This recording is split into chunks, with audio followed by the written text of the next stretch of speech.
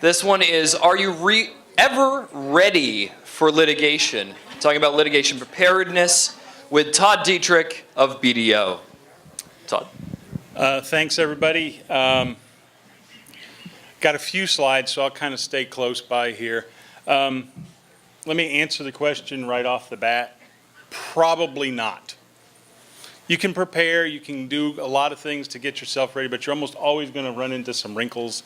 So how do you make those wrinkles less of a hassle? We'll address a couple of those things. A little bit about myself, whole bunch of words. I started out as a paralegal, worked at a AmLaw 200 firm, was there about 10 years. Drifted into consulting. I've been in consulting for about 12 years now.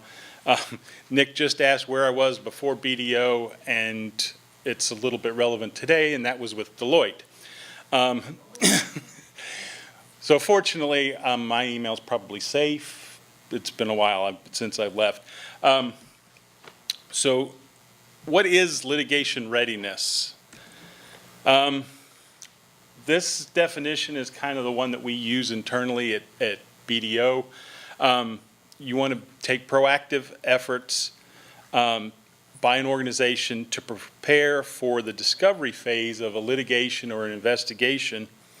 And these efforts will help position the organization to make discovery response a consistent and defensible business process. In other words, you want to do it, and you want to do it frequently. And maybe the best way to kind of surmise that would be it's about following the Boy Scouts motto of be prepared. Other people kind of refer to it in different ways. You know, the last two are somewhat unique because they each have their own definitions, and they're not really litigation readiness, but occasionally people will use either of those terms, and you come to talk to them a little bit, and you're actually talking about litigation readiness. So this is the Electronic Discovery Reference Model, or EDRM. You'll notice the very first thing on this chart is information governance. They also have, this is the IGRM, which is the Information Governance Reference Model. We're not going to really talk about that. Everything from there over is discovery response. This was developed in 2005 by a colleague of mine, George Sosha, and Tom Gelbman, and it has become the de facto standard in discovery. And there's one thing that when you first look at it, if you've never seen it before, it probably isn't readily obvious. And that is that in the background, there's these two triangles. And you see a reference volume. So when we start on the left, the volume is typically the highest. And as you move through the process, the volume tends to decrease considerably. And at the same time, the relevance of what you have actually increases. And we'll actually kind of step through those processes in steps in just a second. So identification, basically who, what, where, when, and how. Who has data that you're going to need? Where are they located? Where is it located? How are you going to collect it? And when, is the data they have, is it relevant to the time frame? Preservation, quick takeaway is do no harm. You want to preserve data that's going to be relevant, and it should not be changed. Collection is sometimes done in lieu of full preservation, sometimes in coordination with preservation. And it's basically pulling together sort of a broad set that you think would be relevant. And then you're going to process it, the next step, to reduce the volume. You're going to apply date filters. You're going to apply search terms. You're going to do some normalization to kind of pull the data set down. You think about the yellow triangle. You're moving towards that way. You're pulling the data volume down. Review is typically eyeballs on a computer looking at electronic files. Analysis, it has come to mean now that we do some additional work beyond just the initial processing. You take some additional steps. A lot of it now is based on machine learning, technology-assisted review, looking for patterns in the data, ways to find smoking guns, or smoking gun is good if it's on the other side, it's bad if it's on your side, but you need to know if it's there. So you can use analysis as a way to kind of pull those things down. And so analysis, review, and processing in the EDRM, they're stacked. They're done sort of concurrently and iteratively. And so you can kind of continue to work through those and can drive the volume of the data down. Production, typically it entails just giving what you have to the other side and then receiving from them what they have. And then presentation is usually when it's presented in a court hearing or a trial or some sort of other proceeding. So where does litigation readiness help in the EDRM? In these 7 steps. It can help in each of those, but there's one area where it's most effective, and that's with identification. And you'll note it's the closest to information governance, and it's also the one step that you can do in this linear chart ahead of time in a general sense to make yourself prepared as best as you can for preservation and collection and then moving forward. So a couple of this, I'm going to kind of focus a little bit on identification because the downstream impact of improving your standing with respect to identification will be immeasurable as you get to preservation and collection. If you have identified who, what, where, when, how, and you've also taken some steps to reduce data beforehand, then you're going to preserve less, you're going to collect less. It means you're going to process less. There's going to be less to review. It's all about pulling this side of this triangle further down, further back. Before that, what's driving or what drives litigation readiness? There's this quote. I didn't necessarily want to read it verbatim, but I will because there's a couple points in it. It is critical that a company develop a comprehensive litigation readiness plan before becoming involved in litigation. A company will no longer have the luxury of time to get its house in order after litigation is underway because Rules 16 and 26 now require the parties and the court to address e-discovery issues almost immediately after the litigation begins. This was written in 2006, right after the federal rules of civil procedure, primarily Rules 16 and 26, were updated for the first time to include and address ESI, which is electronically stored information, which is how the legal world looks at electronic data, or how it categorizes or defines electronic data. So we've been 11 years, and in 2015, the federal rules were updated again, and now efficiency and expediency with respect to electronic data are expected. And it's the only way you can be efficient and expedient is if you've taken steps ahead of time.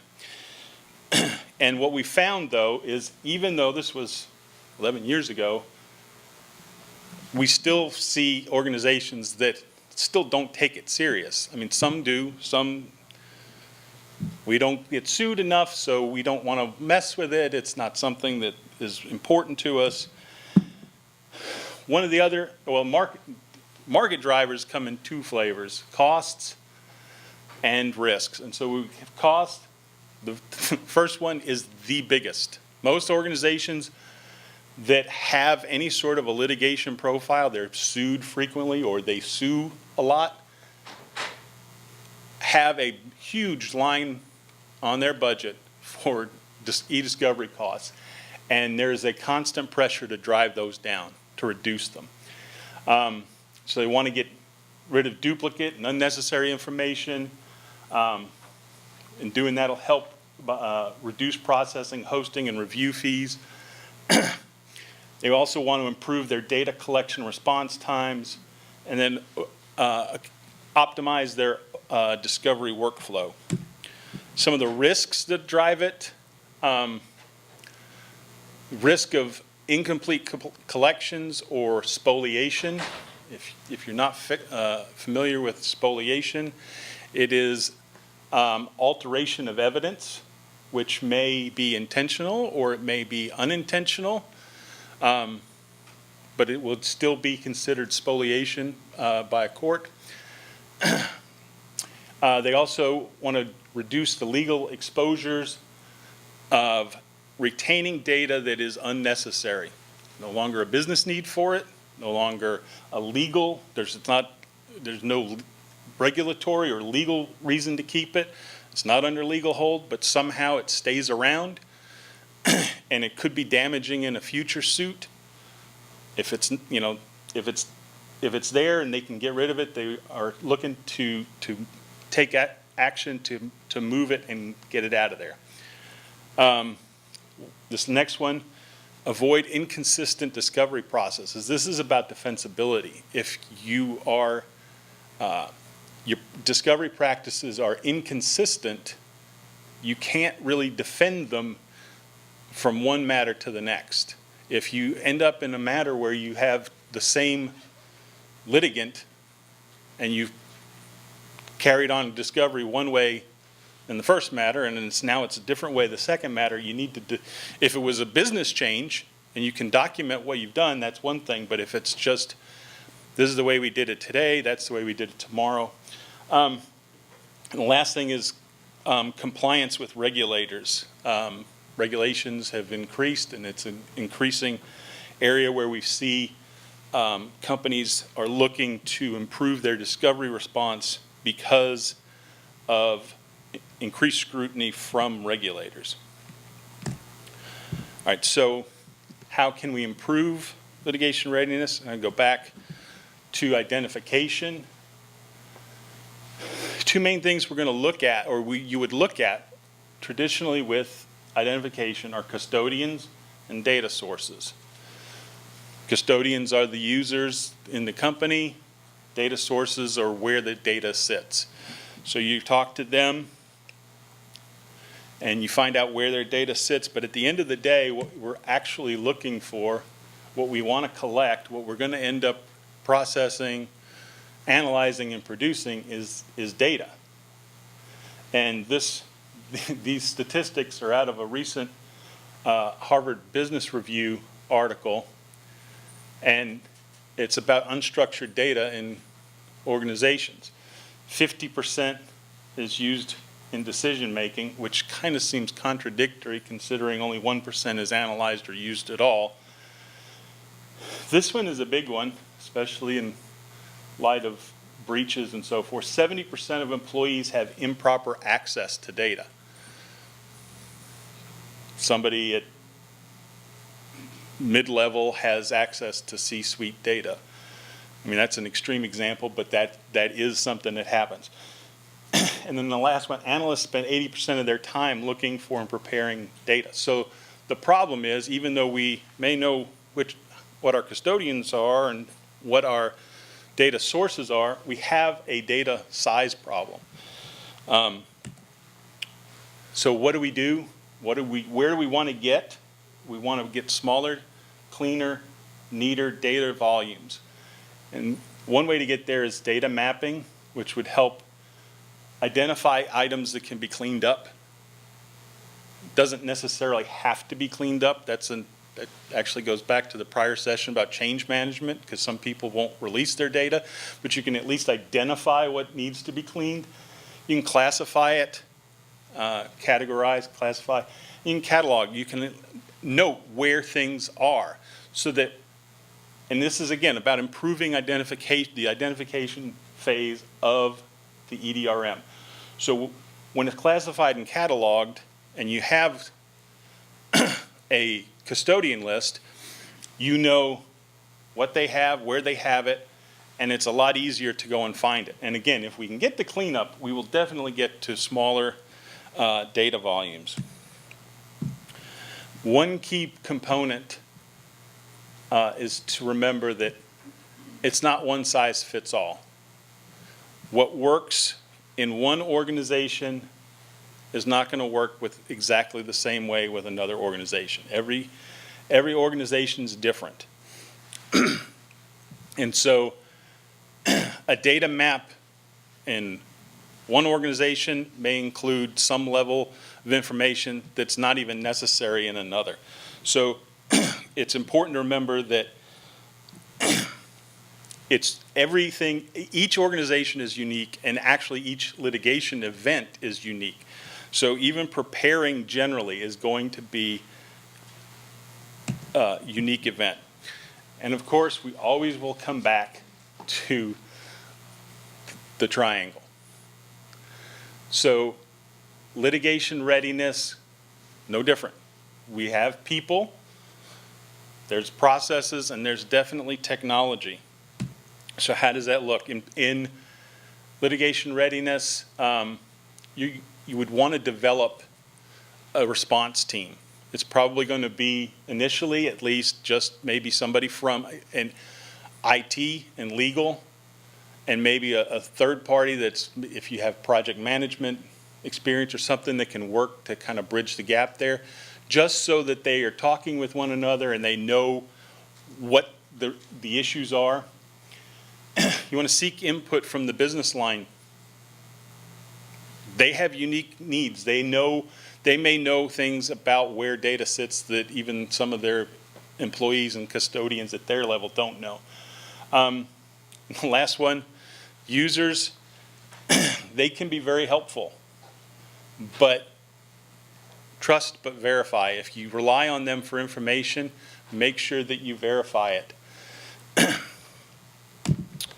The process. There's always a process, and legal hold should have its own process. It's a separate thing about once you've identified custodians, data sources, they have to be put on a legal hold. So you want to develop a process that's going to do that. You want to align your processes and policies with leading best practices.